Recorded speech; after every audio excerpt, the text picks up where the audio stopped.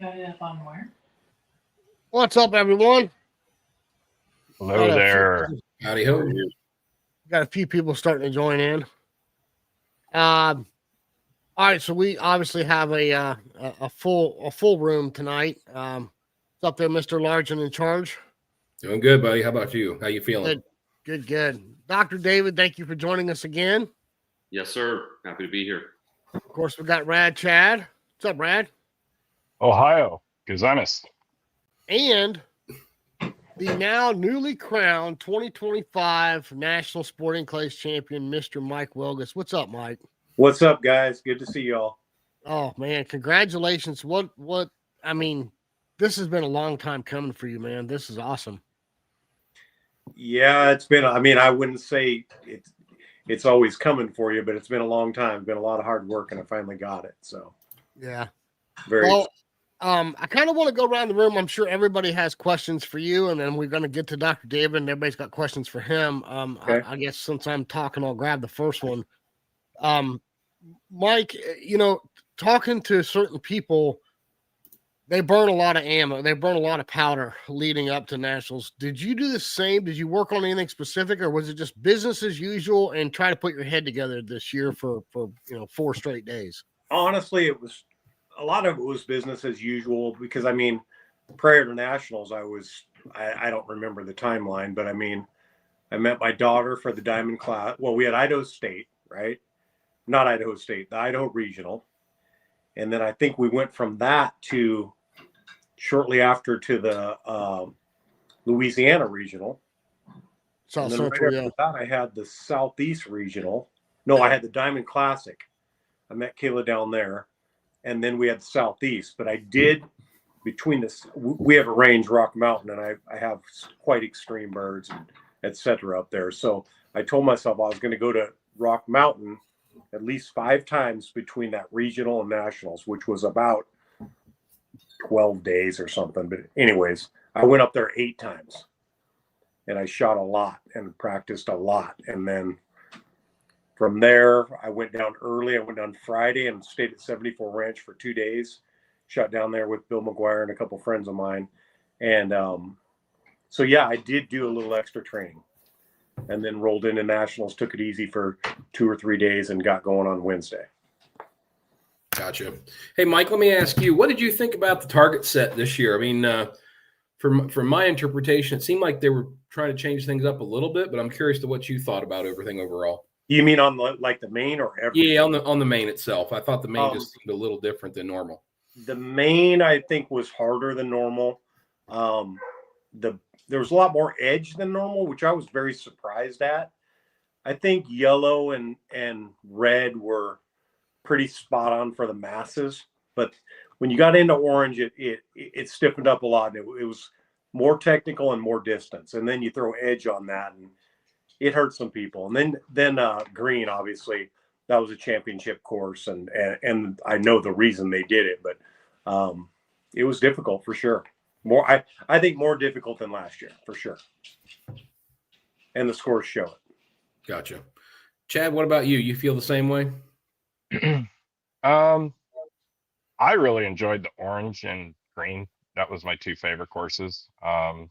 Yellow, even though I shot it the worst, felt like our normal yellow course. Red, okay. You can't do much with the trees. But yeah, that orange course, man, I don't know why I was so excited after I got off it. I shot mediocre for what I should have could have, would have. But no, I actually agree with Mike. I thought it was a little harder than it has been in the past across the board. I thought Do we know who set each course? I don't know. I know Joe set the green course. Right. And he set FTASC also. So. Yep. And that's all I know. I know who set 5-stand. That was Corey Howell, and that was the hardest 5-stand I've ever shot, but it was really fun. That's true. Yeah. That was straight balls to the wall. If you came to this shoot thinking that it was they were throwing it for the masses, they definitely didn't do that.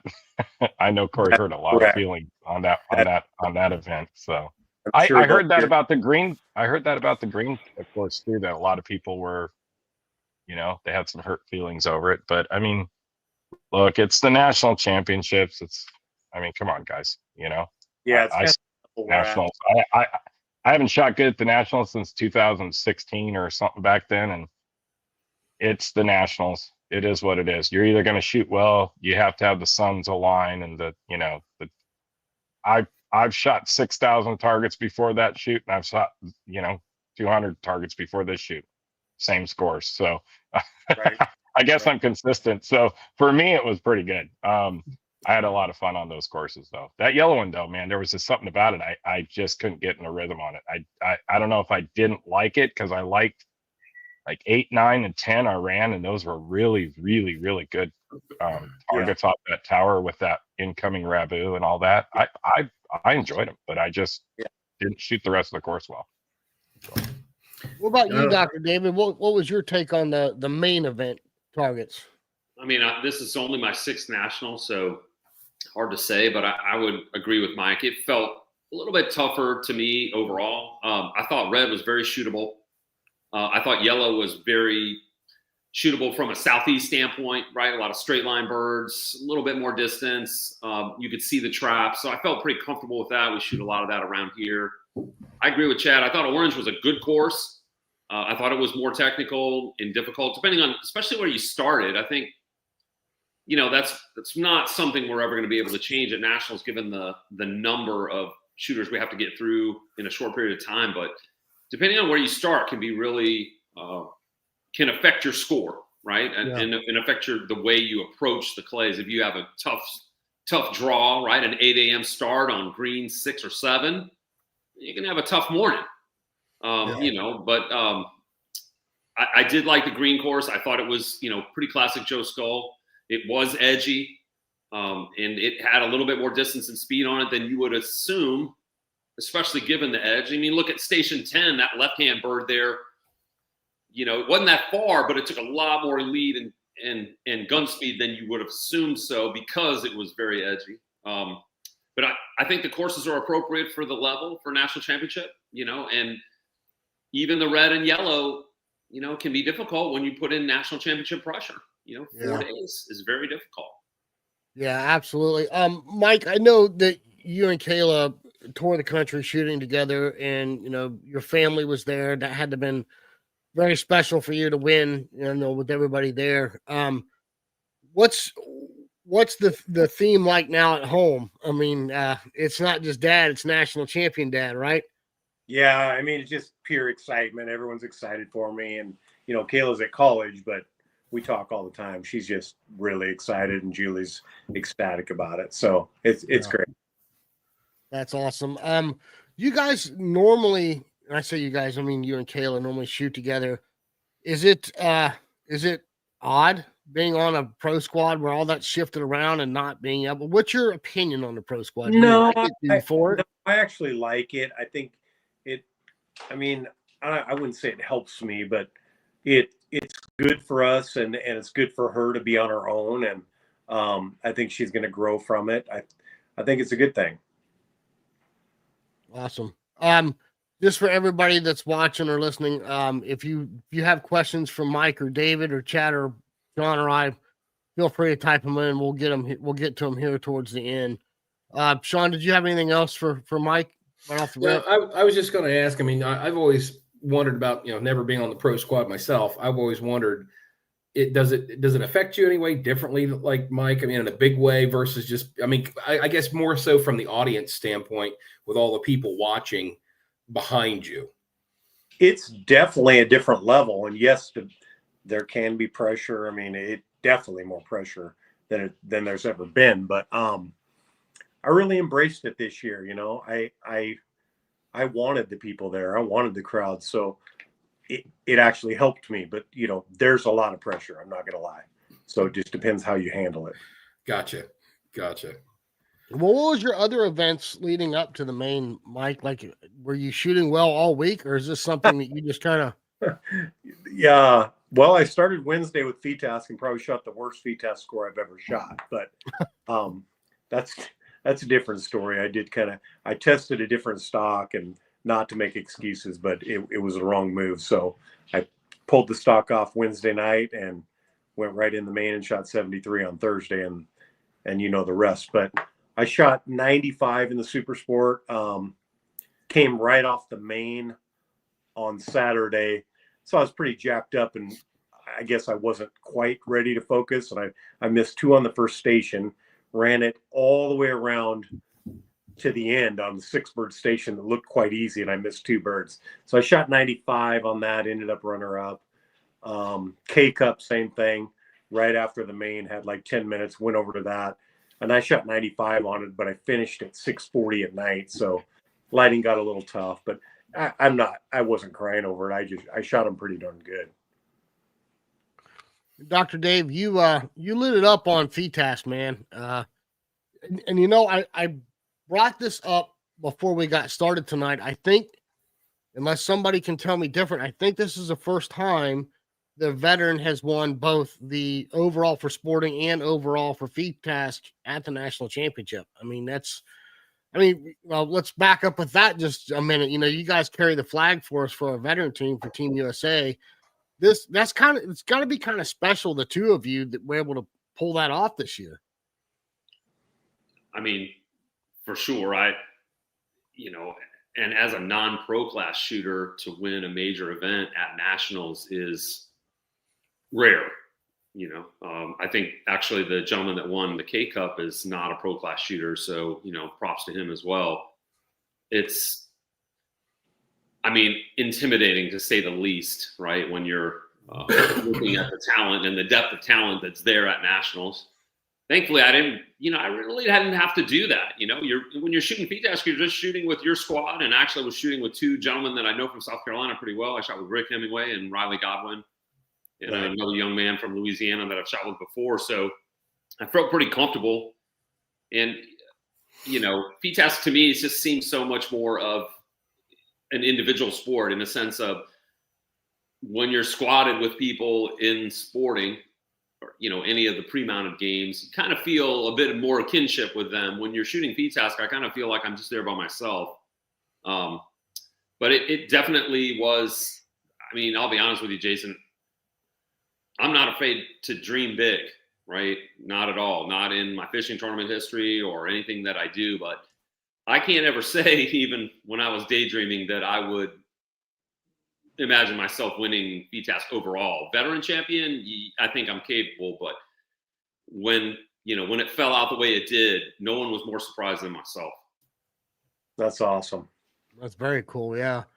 Like I said, it's just, to me, it's just I don't know what they call a swan song story or whatever. But 2 veterans, actually 3, you just informed me, to win 3 of the majors at a national championship. That is so cool. I think it's awesome. And I think it's something that's, 1, I don't think it's ever been done. And 2, who knows? We may never see it again. Hey, man, I don't acknowledge that I'm a veteran, so. Well, Mike, I can attest that you're in way better shape than I am. So,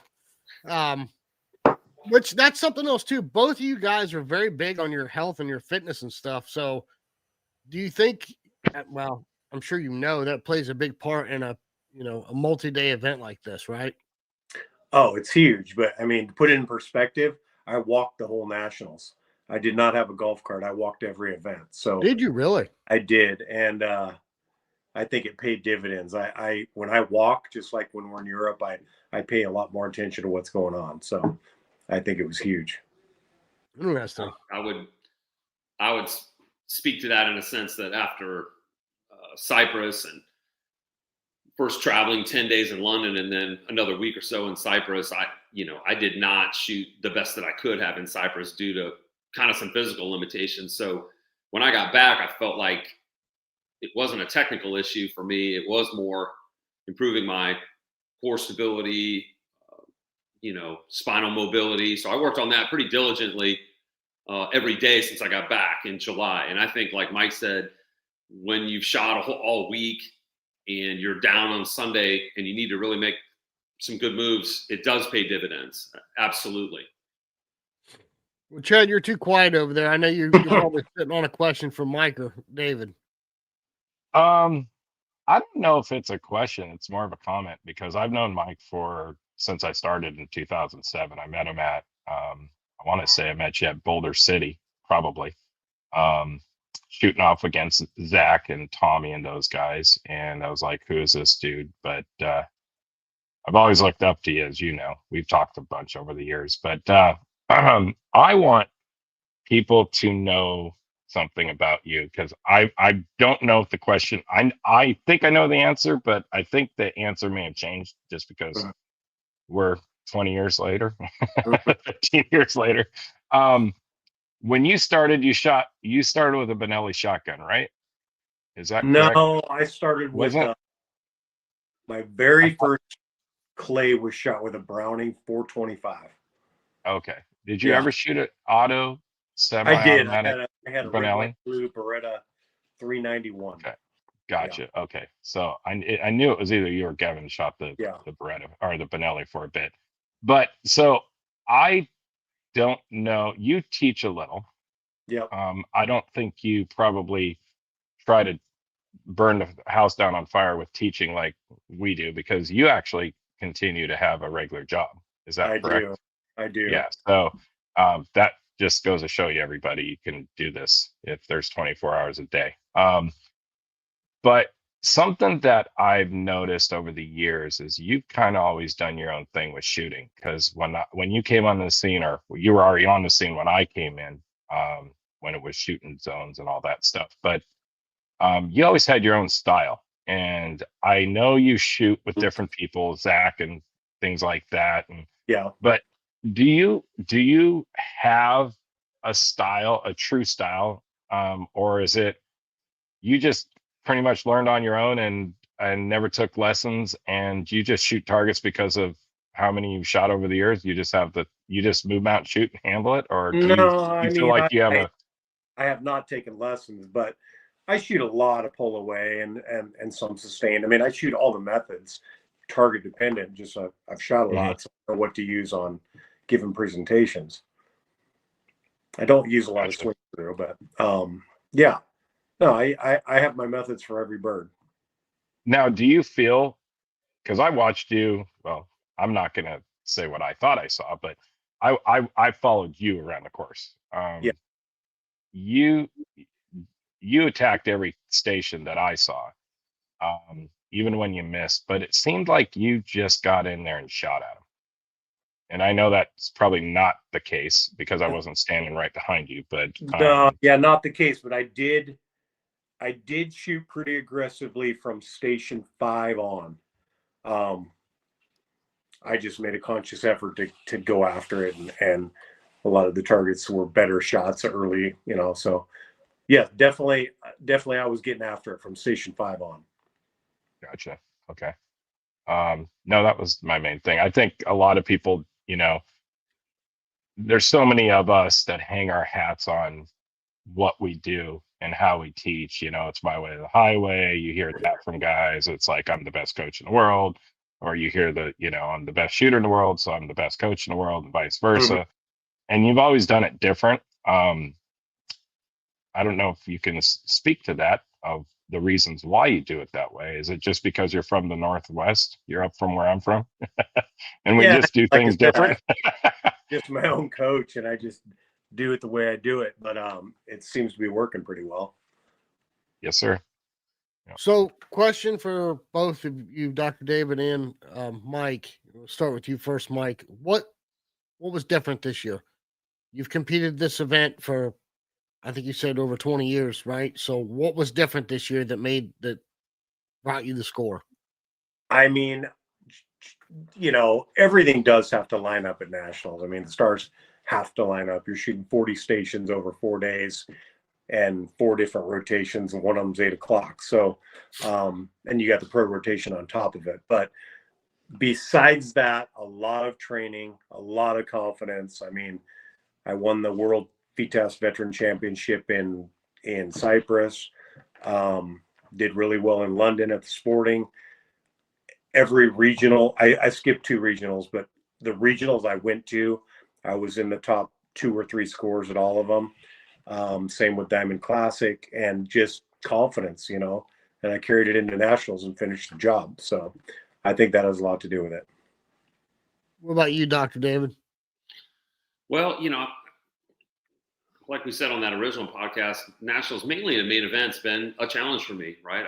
I've put a lot of pressure on myself to shoot well in the main, and it's been a struggle, and it continues to be, and it's one I'm going to continue to work on. As far as FTASC, I've shot pretty well there over the years, even early, and even a year.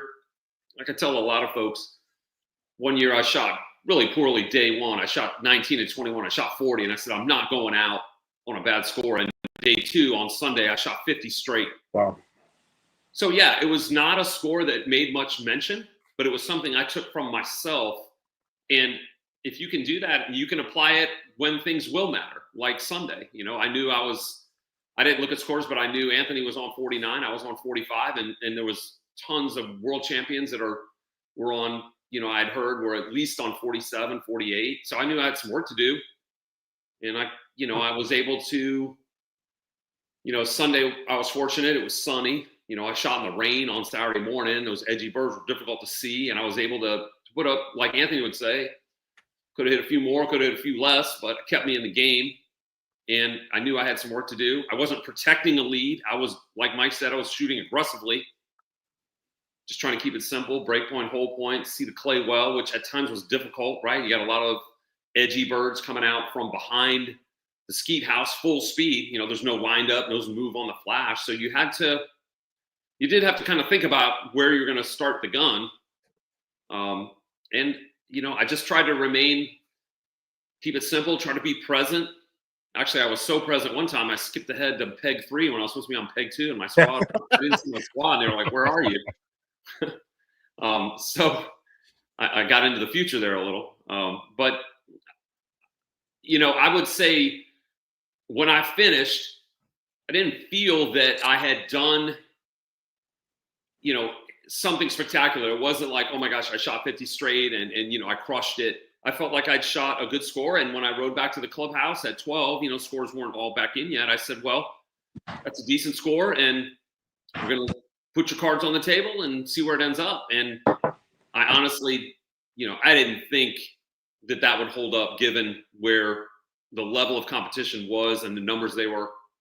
But, you know, a lot of them told me later, look, you know, it was a hard course, and it's not easy even at their level. And again, like I said, it was unexpected for sure that we landed where we did. It was difficult, Dave. I mean, yeah, and that was a good score, and it was very mount dependent. And obviously you were technically good for the whole round because, like you said, there was no riding a bird or whatever. It popped out behind a fence, and you had to be right on the first time. So you did good. Thank you, Mike. Appreciate it. Hey, Mike, I'm kind of curious your thoughts on this. You know, when you go to most local tournaments, you usually have 2 rotations, like small tournaments, you have morning and an afternoon. Yeah. With the national championship, you know, we've got 4 time slots now. And, you know, in Texas especially, I mean, you get a lot of different looks, a lot of different lighting conditions and stuff throughout the day. Was there a major factor? I mean, or do you think there was the worst time of day to shoot a particular course, or that may have been a disadvantage or an advantage for some people? I'm not sure because I didn't see them all, but I felt like we got pretty lucky having yellow at 8 a.m. And that particular day, I felt like it was pretty light compared to years past. And I can imagine like orange and red were probably kind of shadowed on that day a little worse. Mm-hmm. So I think that I feel like the condition we shot in were pretty darn good for nationals. What about you, Dr. David? Yeah, I mean, I would agree. Again, I think if you had an 8 a.m. draw on green, you know, and you started on the second half of the course, you were at a disadvantage. It was going to be difficult to see those edgy birds, especially if, you know, you got some older eyes. It was going to be challenging. If you shot 5 stand with a south wind, right, you were looking at some legitimate 70-yard droppers, which Brandon and he was right ahead of me. It was unbelievable how far they were. They were big. I got that one too. I would say, Saturday morning in that clouds and rain, it's difficult to see a lot of those edgy birds. I mean, on all the courses, there's always a plethora of quartering out black edgy targets at distance that are difficult to see and mount on, get the gun on, whatever the course was. I think actually overall, though, Nationals does a great job of providing visible targets with time to shoot them. You know, it's amazing they do that well and still create a challenging course. There were a few pairs I'd say were a little tight on 5-stand, but for the most part, you have time to shoot the birds. And that's such a critical aspect of target setting. They do well there. So this is something I'd like to hear everybody's opinion on. You mentioned something a minute ago, Dr. David, about protecting the lead. You know, and I'm speaking specifically on the main sporting course, the 4 main courses. I think that the NSCA does a really good job of trying to understand that there's not just the pros there. There's, what was it this year? It was 20, I don't know. I keep hearing different numbers, like 2,800 people there or whatever. They did a really good job of making sure that all the classes had something they can hit. It wasn't all just set for the pro class. So I think there was a good variety of targets there. That being said, if you take some of the regionals that we go to, you know, this year, Rick Hemingway's was kind of tough. In comparison, the targets at the Nationals are really not as hard as some of the places we see out on the circuit. So what is it about Nationals? Is it because it's 4 days? Is it because it's the allure of national championship? What is it that the average guy, take Sean and I, for example, cannot put around together? What makes Nationals so much tougher than everywhere else when the targets themselves aren't tougher than what we're used to? Sean, you're in the next box next to me. Let me get your opinion. We'll just go right on around the room. Well, I mean, yeah, it's different. You know, for most of us that are out there just kind of doing the weekend warrior thing, we're only shooting, you know, going to a local tournament or whatever, and we're shooting, you know, maybe the main and maybe a prelim or maybe FTASC or something. So when you're trying to stretch out the main at the Nationals over 4 days, you've got to feel good, see good, move the gun good, you know, 4 days in a row. And things could affect you. Maybe you ate the wrong thing. Maybe you didn't get enough sleep. Maybe, again, time of day, lighting, or whatever. I mean, you can make a million excuses in the world where you might do well on 1, 2, or possibly 3 courses, but you're probably going to struggle on one for whatever reason.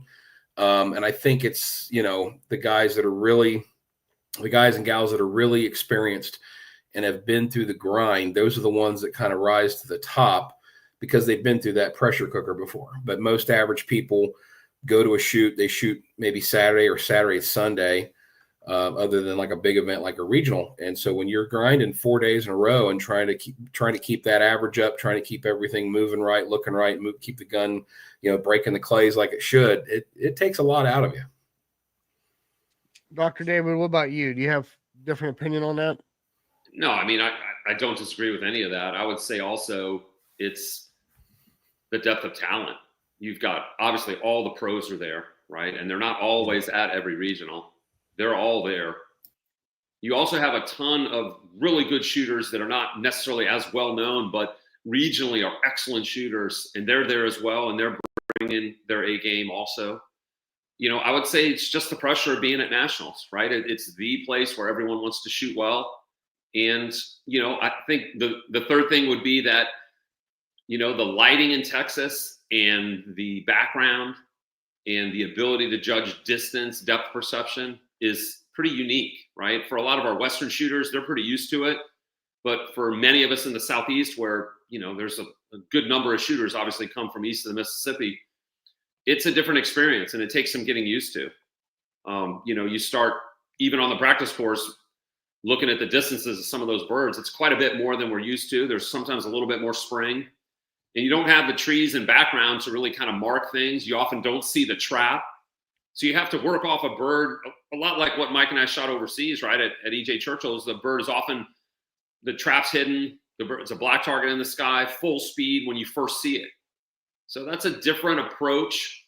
And it requires you to kind of work off the bird itself, whereas a lot of people are going to work off the flash, especially here in the Southeast where we we shoot a lot of orange targets off, and we can see the trap, and we can move on the flash. There's really not often a flash there to move on. So you have to pay close attention to hold points. If you hold too close to the trap on a black edgy target, and the bird beats you, you tend to build too much gun speed, go past it. So I think in some ways it's a little bit more technical. You got more distance, tons of pressure that you've put on yourself or extrinsically, and you got all the best shooters in the country / world that are there. Well, Chad, let me twist it a little bit for you. You and I talked about this. We've shot targets at LA Clays that were way harder than these targets, and you and I both struggled there this weekend. What's your take on it? I just, oh man, there's so much about it. Let's see. If you're a first time person there, is just the overall, just a straight up, kind of like Jack Links, it's just a straight up awe of that many people showing up at an event that you may never have been to. And then just navigating the real estate, right? So, where do I go for K Cup? And this year, if you've been there, I've been there, going there since 2007 or 8. And, they can put K Cup may be in the same place every year, but, they move sub gauges and 5-stand and FTASC. And I've been there for state when one of the main event courses was where the Super Sport was, and one was over at where K Cup was. So I think it's just the real estate, and just for the first time, it's just the awe of it all. Navigating, not getting your stuff stolen out of your car, like what happened to, a first time shooter that I know this week, as he was, checking in the hotel. They took everything out of his car right in front of the hotel while he was checking in. So he didn't even start the event. Going in, registration's pretty standard for any shoot you go to, but then to go get a card, you got to go to the pro shop. And then there's, 2 different, makeup breaks, and there's so many gun things to do, and your towers were there, you're shooting, it's like a big trade show for me personally. So I think for the veteran people that have been there going a long time, I think there's an extreme of one side and the other. I've seen guys like, Wendell they'll disappear as soon as they're done shooting, right? You've seen that, Mike. It's like, where'd Wendell go?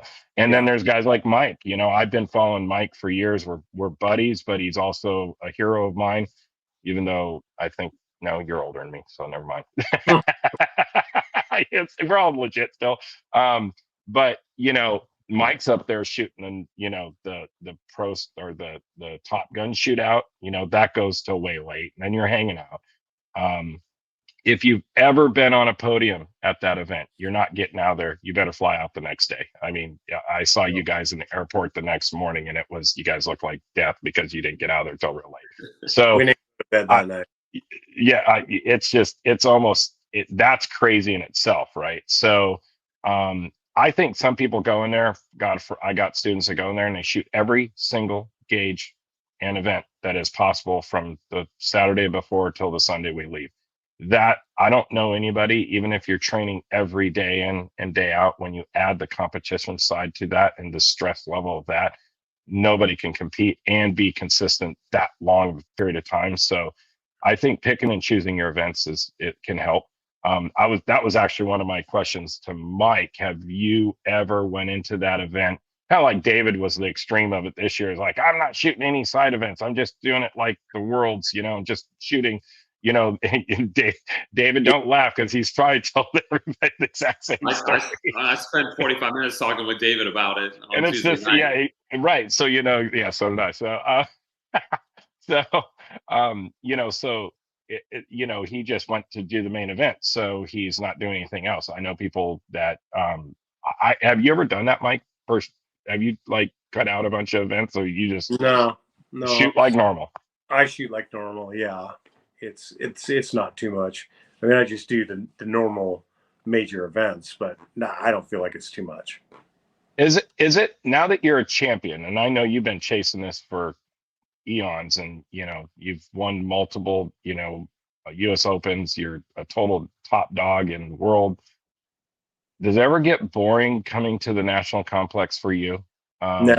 Because it's on the same rotation and the same road and stuff like that? Because I've heard that from other people. No, Like they just can't get excited. I wouldn't say boring. No, I get excited because of challenge. So, Right. yeah, does it look the best? No, but you kind of know what you're going to get. But no, I don't get bored. I'm always excited for the challenge. Gotcha. I mean that Well, Mike, I know that's probably a big thing right there, right? If Mhm. if you're not ready for the challenge and you even have that thought in your head, you're probably you're not going to win. Yeah. Exactly. Well, Mike, I know you had the this year you had the least amount of trouble as anybody else that attended Roth Road this year. But in years past, what would you say it is? Because like I said, we do shoot harder targets and the targets there aren't that tough, but it just seems like it's hard to put a round together. So what in your opinion ordinarily causes the difficulty in putting a round together? We might have just lost him. I think we might have lost Mike. You done Hey, cut him Mr. off, Huh? Mr. Mikey. Wasn't You that there, a funny are you there, Mike? Or are you just frozen?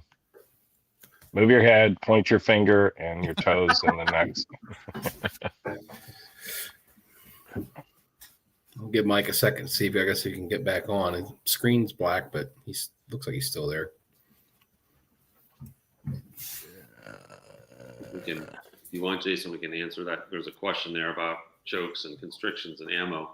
Yeah. That's a good one. I like that one. Because this is scoops, right? Here he's back. Yeah, he's I coming can back. answer that certainly for myself and mostly for Mike. Maybe not all of it, but I can answer a lot of it. Having shot with him a fair bit. What Are happened? you back to us, Mike? I hear him coming back in. Yeah. Ah, the wonders of technology. Yes, gotta love it. I hear his microphone. Yep. Bear with us, folks. Bye. Apologize about this. All right, we're waiting on Mike. We'll bring this question up. Doc Woolley says, what brand chokes, constrictions, and ammo did David and Mike use at the event? Can you guys hear me now? I can hear Yes, you, Mike. Yeah, we can hear you. Okay. Went away. My video's not showing up, but maybe it'll pop back on. That's all right. We can hear you. That's the important thing. Yeah. Okay, so yeah, it's just a lot of targets. You got to know a lot of targets, and whether they seem hard or not, there's a lot. Those targets are harder than you think they are. Yeah. And on a professional level, I don't think they're that bad, but Oh, crap. He was We there lost and then one he's together. there. Yep. Lost Call one back, together. buddy. Okay, Dr. Dave, let's go ahead and get this question. We're waiting on him to come back. Absolutely. So, for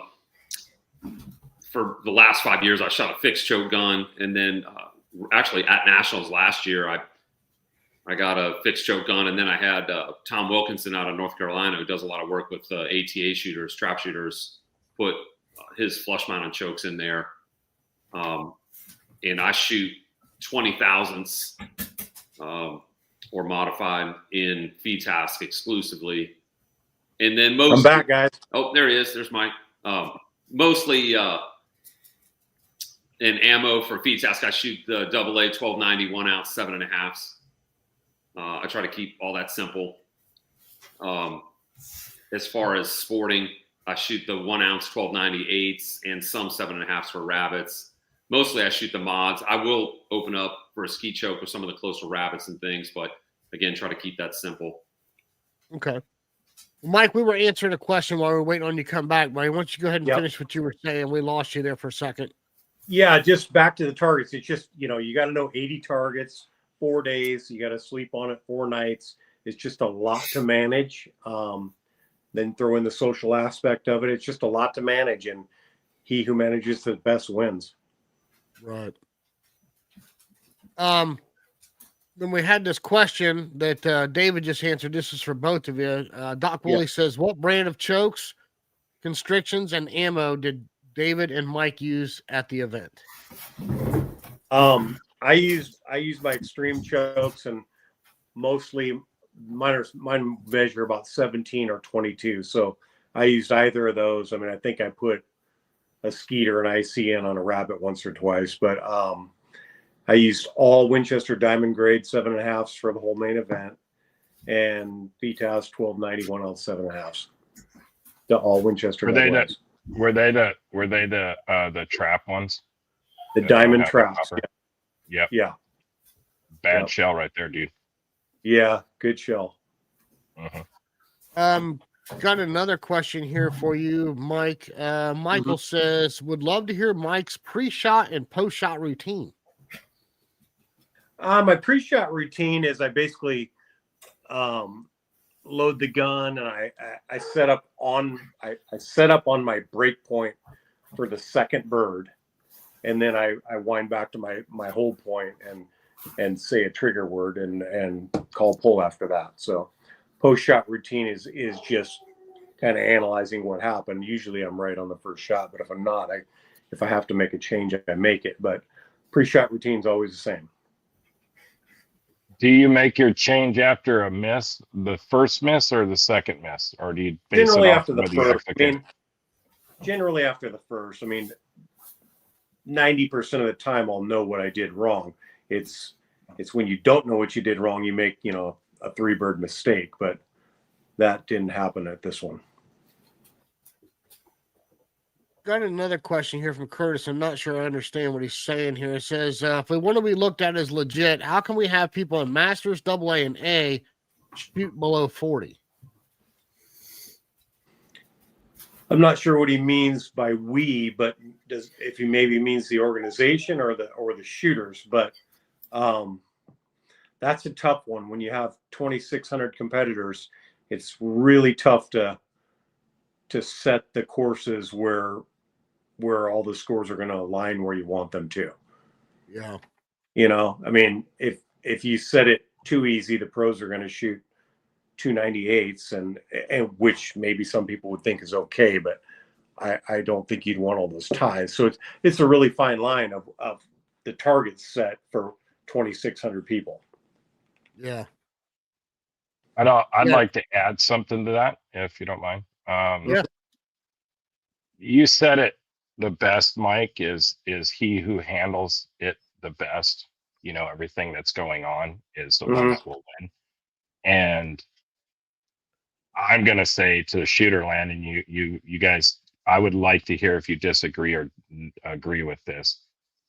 It's real easy to pick apart an event, whether the targets are too hard, too soft, on edge, not enough of this, not enough of that. There's no gravel on the road. It's raining. It's muddy. There's no cement. There is cement. There's a backup. There's not a backup. It's a bad trapper. It's a good trapper. It's a crappy target setter. It's a good target setter. I mean, there are people like Anthony and you, because I've been to your place, where you guys are target setters too. So you know how to set targets. And I'm pretty positive that everybody that's sitting here on this, including a lot of people in Shooterland, can tell when a target is a bad set or not, but you still got to shoot it. And would you say that if you don't manage that kind of stuff, whatever you want to call it, expectations, whatever, you could go down a rabbit hole and make an event pretty miserable. That is correct. And I never complain or critique targets. I just shoot what they throw. So, and that's probably an advantage because I just shoot what they throw, whether I like them or not. But you don't want to get wrapped up in all that. Mike, let me ask you this. You're not one that complains about stuff like that. But Correct. if the entire organization came to Mike Wilgus and said, hey, look, you're a 2025 national champion. We're going to grant you one wish for the championship next year, or for the tour next year, and like that. What would be something you would change? Would it be something, and I'm just throwing an idea out there, like I personally would love to see super finals. What would be something that you think would be really cool that we can add to our game or add to the facility or do something different to the tournament? What would be something you would like to see change? It would never happen, but I'd honestly like to see no golf carts for the pro squad, just like we do in Europe. Just everyone walks. But That would be cool. It probably wouldn't happen in America. Does anybody know why the lane? Because I shot Super Squad last year, and there was an actual dedicated lane on the green course, so nobody could go around. And I saw that you guys were struggling getting around the course because they didn't have that lane set this year. I'm not sure. Yeah, that was a little different this year. Okay. Yeah. Because I saw Like you guys I looking. walked, so no, I didn't. Right. That You was just, really. I saw you zigzag. I saw you zigzagging, brother. Yeah, You were definitely. zigzagging around. Yeah, there was a lot of people out there, but that was part of the buzz, right? Now I heard some people on your squad were a little bit vocal about the lighting. Did that bother you, like on 1, 2, 3, and 4? Like I heard it coming from other people. No, not at all. Okay. All right. No, I was running. Actually, I've been running pretty light lenses. I was running 56s on Sunday, even looking into that sun. And I ran 72s on all the other courses. So I shot pretty light lenses. That's good. That's really good. Well, Dr. David, I'd like to ask you the same question. And again, you're not one to complain either. So if you had a wish, like what's something that you would like to see a change? Well, I mean, I've always been, when I first came to Nationals, I remember coming up Roft Road there, and you come up over the hill in the neighborhood, and I'm like, what, am I in the wrong place? Did I lose my way? Yeah. And you come up over the hill and whoop, there it is, and obviously San Antonio's grown around National Shooting Complex. It's been there quite a while. When you get down to the nuts and bolts of it, they run an amazing number of people through what's about a square section, right? A mile square. Unbelievable, over 1 million targets in a 9-day period through there pretty doggone efficiently. So for what they have, they do an amazing job. I would say, if I could, since you asked, I would say if we could rotate, because a lot of people, I think there's only so much you can do with FTASC, which I think demands a bit more terrain changes. If we could rotate FTASC with Super Sporting, when FTASC used to be on the Super Sporting layout, it was, I think, a little bit more challenging and interesting. I think it's difficult. It's challenging for the target setter when they have, a row of skeet houses and trap houses to introduce more variety, because there's just not, it's a pretty monoculture environment for the target setter. And they do, yeoman's work with what they have. But if we could rotate that around, that would be pretty good. The main's obviously going to be where the main is. That really can't be anywhere else. K-Cup's pretty stuck where it is. And I think it works well there. But, if we could alternate FTASC and Super Sporting, because I actually really enjoyed the Super Sporting targets. I didn't shoot them great, but, I thought that there's a lot of potential over there with, the trees and the closer area. And then you break down into that kind of area there by the pond. And then you have some open areas there. And there's a lot of options there. So that'd be one thing I would say. The other thing I wanted to ask both of you, Mike, did you shoot 5-stand? I did. I shot that on Thursday after the main. And that was kind of the talk of the town, is how tough it was. What was your take on it? Oh, it was definitely tough. You really had to stay in the game to shoot a big score. I actually I shot the first 3 really well and just went to sleep on the last one, which didn't appear as hard. But I thought it was definitely pretty difficult. I enjoyed it, but I could see how some shooters could get really beat up on it. I mean, it was tough, especially when you get the south wind almost every day and every bird's, the wind's at your back. That was a tough layout. What about you, Dr. David? Did you get a chance to shoot it? Yeah, I actually shot it Thursday afternoon in that wind, just like Mike did after the main. And I shot the same rotation. I didn't shoot the pro squad on the main, but I was shooting after, would that have been 10 o'clock, I guess. So I shot it in the afternoon, and it's very enjoyable to shoot. I'm not a big 5-stand shooter. I have a pretty deliberate approach to the game, and 5-stand sometimes makes me a little bit anxious because it moves faster than I'm comfortable with. But I always shoot at Nationals, and here's something I'd share with people too, that, some insight that I found this year. I actually shot 5-stand really well, and I don't normally.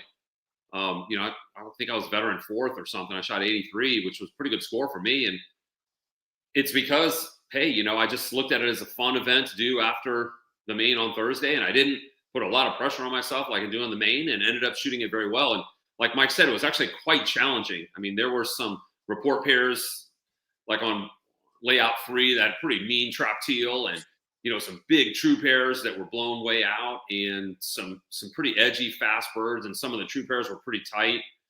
And when Brandon shoots 85, it's pretty challenging layout. He shot right ahead of me. So, I would say to folks, if you can, in a sense, trick yourself to not putting quite as much pressure on, you might be surprised how well the gun moves. I certainly found that. And I enjoy 5-stand at nationals. I always shoot it. And, it's usually, to me, it's one of the often more challenging events. Well, Chad, you shot it, and I know you said you didn't score as well as you wanted to, but you thought the targets were enjoyable. They were big targets. Yeah, I shot it on Thursday afternoon, I think, at like 3:30. So yeah, I had the wind. Look, I shot with Mike up at the Western Regional. Didn't like that 5-stand. I was actually pretty vocal about it to management, just to let them know, because I've said it to Anthony too. I know you can get a lot of people through, but if you have a 5-stand set up like that, where there's one target that you have trouble with, you're going to lose 6 targets without trying, and or possibilities. So it's a little bit tougher. That thing was at the Nationals was straight up a ball buster, and I absolutely loved every bit of it. I haven't shot, my score didn't show it, but I hadn't shot that well on targets that big in quite a while. And I was hammering stuff, and I was just like, okay, I just couldn't do it every time. And that was with the wind. I don't think I got messed with. Maybe one target on one of the droppers on 3 was out there pretty far if you got the wind behind you. But like we were saying earlier, you just got to shoot it. I enjoyed it. I thought it, and I'm glad it wasn't a AA master course. I think if it was anybody else course, there might have been some hangings, but I think it was great. I really did. My 74, man, that was a badass score. I ain't gonna lie. I mean, I pretty much shot 19s and 20s all the way straight through, and I was like pretty freaking happy about it. So, and that doesn't happen. I get that, and I don't know if you guys get this. I would love to hear. This is actually a good question. I've shot scores, like I've been at Anthony's place, and I've shot, I feel lights out.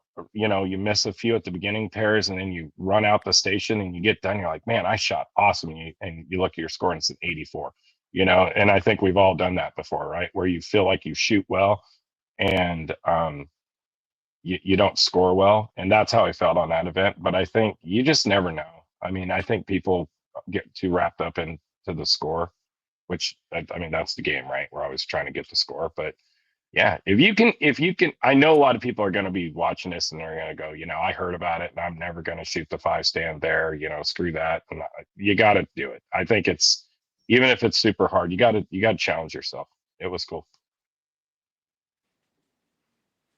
So here's one for you, Dr. Dave. Serious question for Dr. D, as I am in awe of his performance. What 1 or 2 things to see credit for the rapid rise to the top of the sport? I think we kind of covered that in that podcast we did, Dr. Dave, but you want to summarize for him? Sure. I mean, I would say before I shot high-level sporting clays, NSCA targets, my first full year of competition was 2019. I shot a lot of Olympic skeet back when I was training, medical training, because it's just cheaper and quicker to do. I didn't really have time and money to shoot sporting back then. And so I think that helped me really perfect the mount, because it's an even faster game than FTASC is. And I would say that, Mike's a great example. I've shot with Mike. I had the pleasure of doing that quite a bit last year, and then certainly this year overseas. And he's got a way more experience than I do. I didn't start shooting until I was, 50 years old. And if you're going to go from, I have about 35,000 registered targets, to compete with someone who has over 200, or I think it's close to 250 now, maybe, and 20 years of experience and has won major events, I can't replicate that. But what I can do is I can try to study the game as well as I can.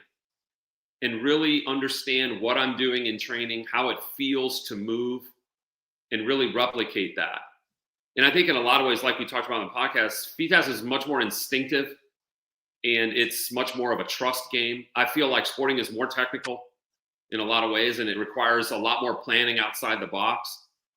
Not that I don't plan in FTASC, but I'd say I think you can plan too much.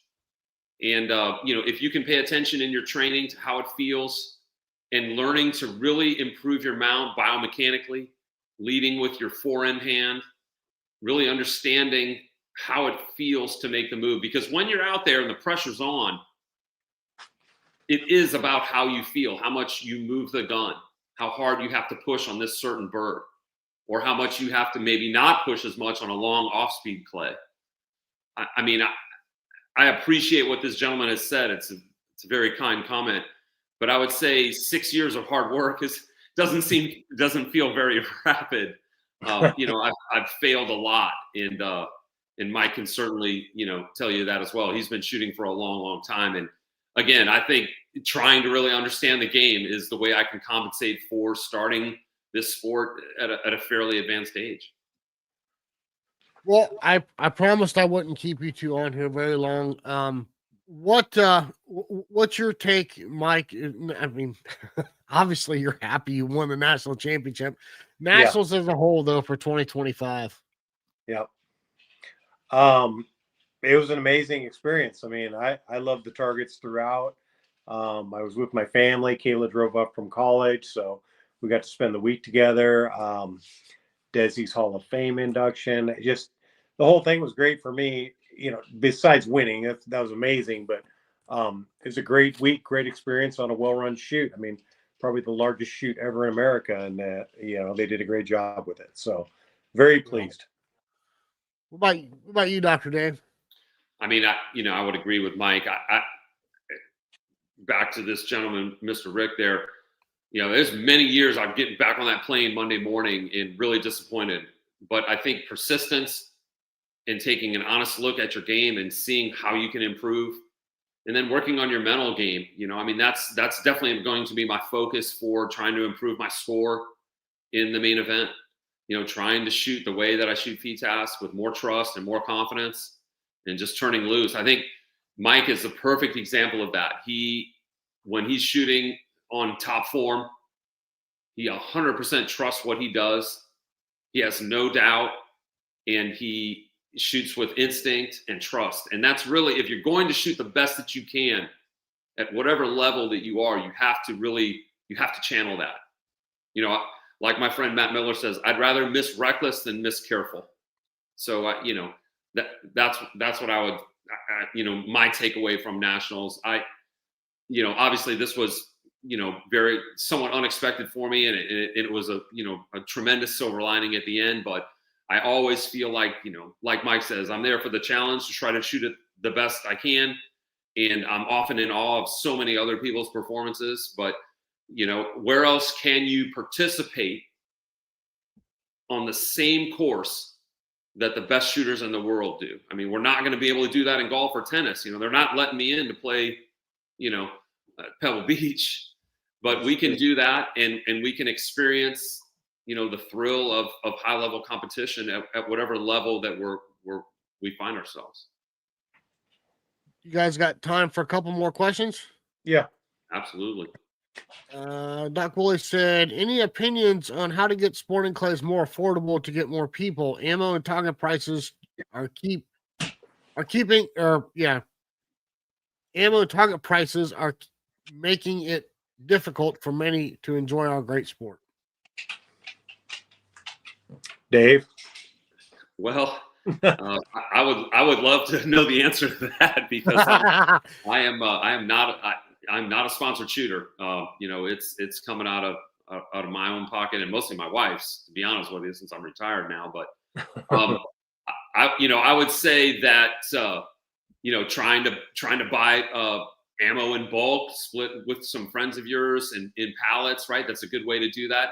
I don't necessarily think that you have to absolutely, our premium ammunition isn't great. It is great, but I think all the ammo right now, even like the Fiocchi Shooting Dynamics, which I train with, I shot some today. Is an excellent, load, and I would feel comfortable shooting it even in tournaments. If you're looking at saving $20-$30 a flat, that's pretty significant. If you can drive to a lot of the events rather than fly, I think that saves you a lot. Like Mike said, if you can walk and not rent a golf cart, if you can get a couple of guys together, you can rent squad together, you can split a rental car. Depending on how good of friends you are, you can even split a hotel room, or rent a house together. I mean, there are ways to make it more affordable. Is it an inexpensive sport? No, absolutely not. How you can get around target fees, I don't have the answer to that. But as far as the incendiaries, I don't go out to dinner much when I'm there. I buy food at the grocery store. I eat simple meals. I cook if I'm renting a house. I cook at home. So I actually find that that's better. After a week of restaurant meals, I don't think you're going to shoot your best on Sunday. Right.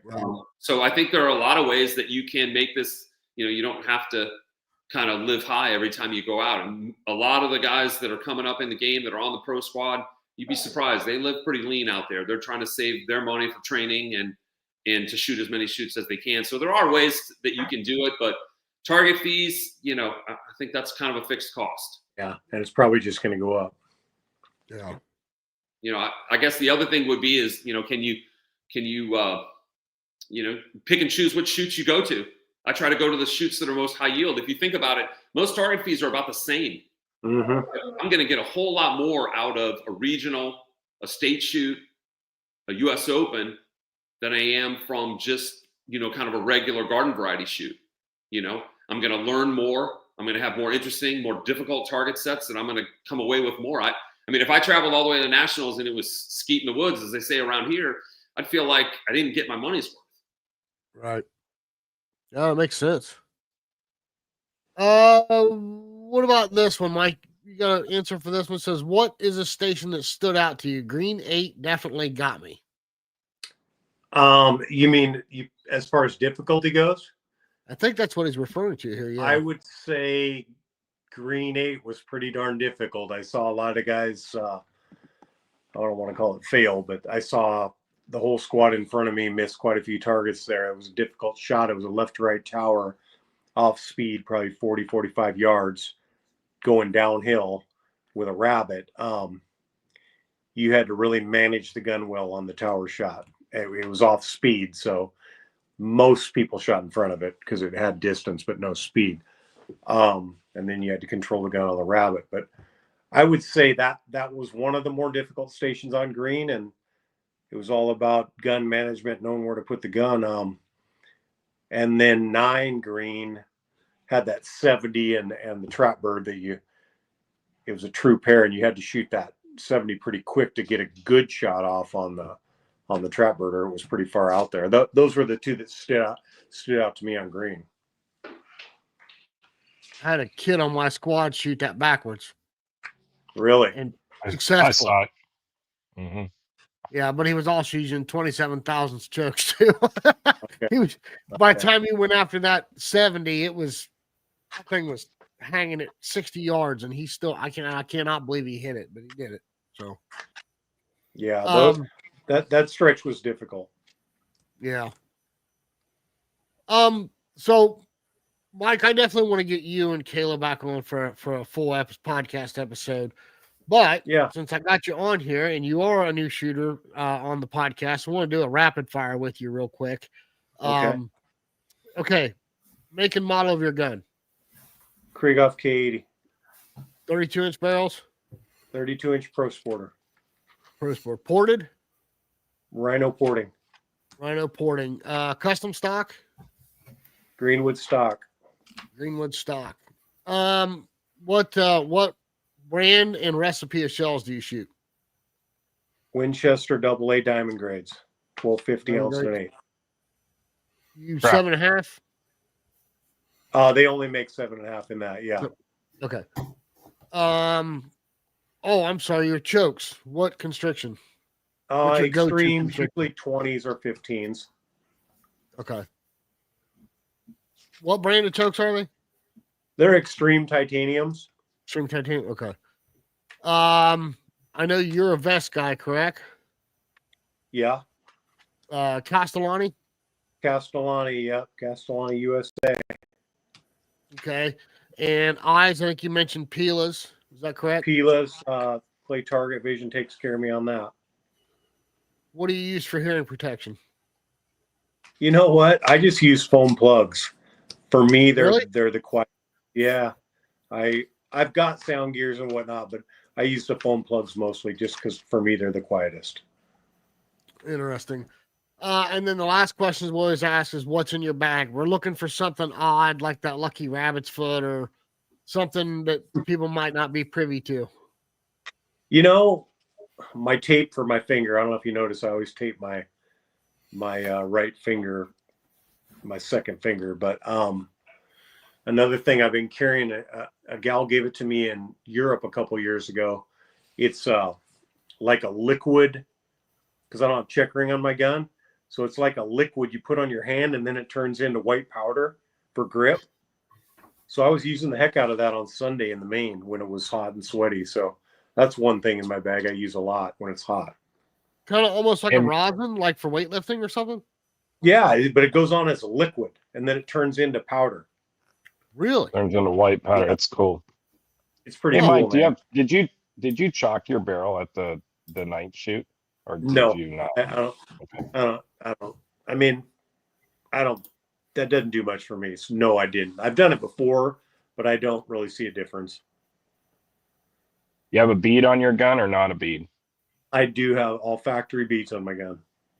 Do you run different colors on the East Coast and the West Coast? No, just a Remember, we've had that conversation before. a white front bead. Yeah. Well, Sean, you've been awful quiet over there. You got anything else for our guests? No, I think we've covered quite a bit here. I mean, I think everybody agrees that the shoot was good. Obviously, big congrats to both Mike and Dr. David. Fantastic performance. I wish I could come somewhere close to that range. Maybe another 10 or 20 years of shooting, I can get there.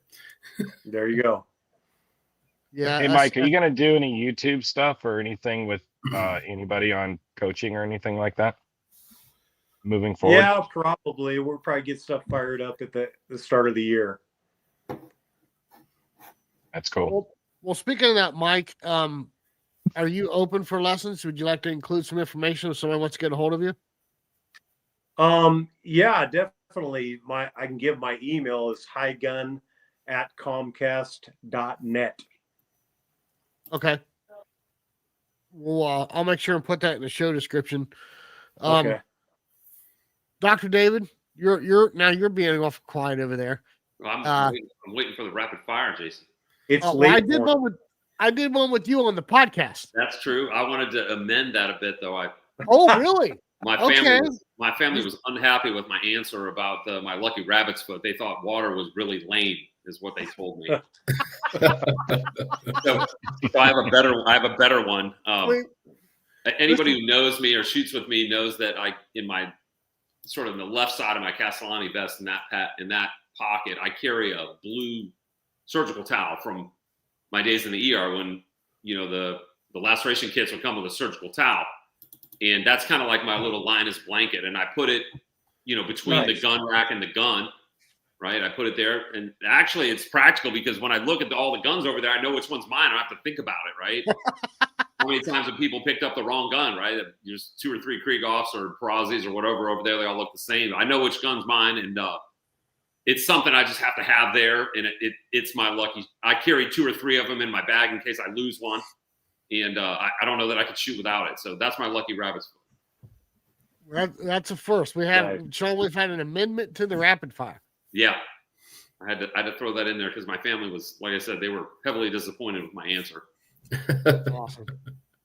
Well, Mike, like I said, I would love to get you and Kayla on for a full episode. Love to sit down with you and dive a little deeper into, I think it's so cool that you and your daughter shoot together and the family all travels together. And I think there's a cool story behind that. So let's plan that in the near future. All right, let's do it. But sincerely, thank you to all you gentlemen. Mike and David, congratulations. This is huge for both of you. So I know we're proud of you, and I'm sure you guys have got a lot of people cheering for you. So you should be proud of yourselves too. So, but thank you. Thank you all again, and hang out just for 1 second here after we close this out. Thank you, everyone. We appreciate you joining us tonight. And Sean Alley, real quick, our message to everyone. Take somebody new shooting, get them out there, get a gun in their hand, show them how much fun it is to break a clay, and it'll sell itself. We say that week after week. Awesome. And until next week. Can't wait to see y'all back here on the Dead Pair Podcast.